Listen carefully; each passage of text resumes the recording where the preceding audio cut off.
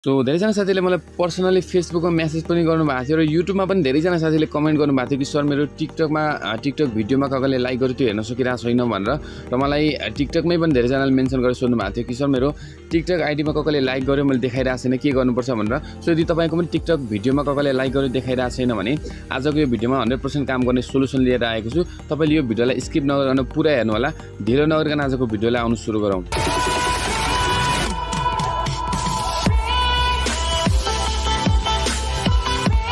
र साथीहरु अगाडि बढ्नुभन्दा अगाडि प्लिज तपाईले यो भिडियोलाई एक लाइक गरिदिनु होला र मेरो च्यानललाई नयाँ हुनुहुन्छ भने तल रहेको रेड बटनमा क्लिक गरेर सब्स्क्राइब गर्नु होला र बेल नोटिफिकेसनलाई पनि अलमा क्लिक गर्नु होला ताकि मैले अपलोड गरेको हरेक भिडियोको नोटिफिकेसन सबैभन्दा पहिला तपाईलाई आउँछ। र साथीहरु तपाईहरुको पनि लाइक देखाइरहेको छैन टिकटकको भिडियोमा कसैले लाइक गर्यो भनेर भने तपाईले यसका लागि 2-3 वटा मेथडहरु चाहिँ सबै ट्राई गर्नु होला। तपाईले कुनै पनि एउटाले 100% काम गर्छ साथीहरु। सो फर्स्ट अफ अल एउटा कुरा तपाईले के गर्न सक्नुहुन्छ भने तपाई प्ले स्टोरमा जानुस् र यहाँनिर तपाईले टिकटकलाई सर्च गर्नुस्।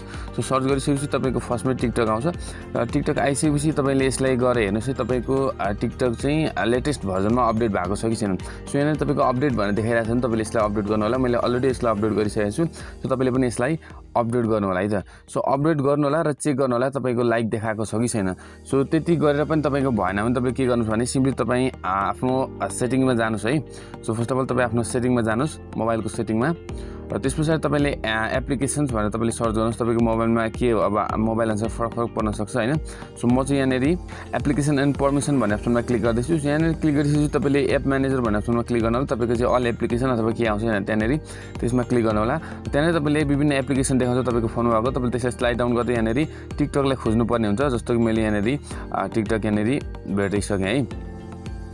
सो त्यसपछि त्यसलाई क्लिक गर्नु होला र यहाँ तपाईले इन्टरनल स्टोरेज भन्ने अप्सनमा क्लिक गर्नु होला एकचोटी गरेर यहाँनेरि। सो यहाँनेरि हेर्न सक्नुहुन्छ क्लियर क्याश भनेर यो लास्टमा क्लियर क्याश फाइल तपाईको माथि पनि हुन सक्छ। यो क्याश फाइलले चाहिँ तपाईले क्लियर गरिदिनु होला। यो अननेसेसरी डाटा हो।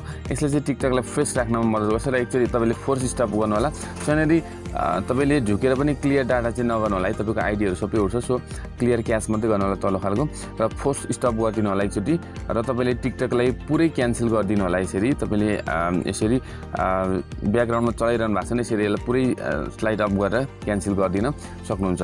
सो त्यति गरेपछि अब तपाईले टिकटकलाई खोल्नु होला र हेर्न सक्नुहुन्छ तपाईको प्रब्लम सल्भ भयो कि भएन। सो यति गर्दा पनि तपाईको देखाइरहेको छैन लाइक। अब कसैले तपाईको भिडियोमा लाइक गर्यो अब चेक गर्नुस्। लगभग धेरै साथीहरुको यति गर्दै हुन्छ र भएन भने अर्को यसले चाहिँ 100% काम गर्छ साथीहरु। तपाईले के गर्नुस् भने यो प्रोफाइलको एउटा स्क्रिनशट लिनुस् है। सो भर्खर तपाईको भिडियोमा कसैले लाइक गर्यो त्यसको पनि एउटा स्क्रिनशट लिनुस्। सो स्क्रिनशट गरिसकेपछि तपाईले सिम्पली के गर्नुपर्ने हुन्छ भने फेरि प्रोफाइलमा जानुस्। प्रोफाइलमा गइसकेपछि यहाँ 3 डट भन्ने अप्सन आउँछ माथि है त्यो 3 थोप्ली। सो त्यसपछि त्यसलाई अलिकति स्लाइड डाउन गर्दै जानुभयो भने तपाईले यहाँनेरि रिपोर्ट अफ प्रब्लम भन्ने अप्सन देख्न सक्नुहुन्छ।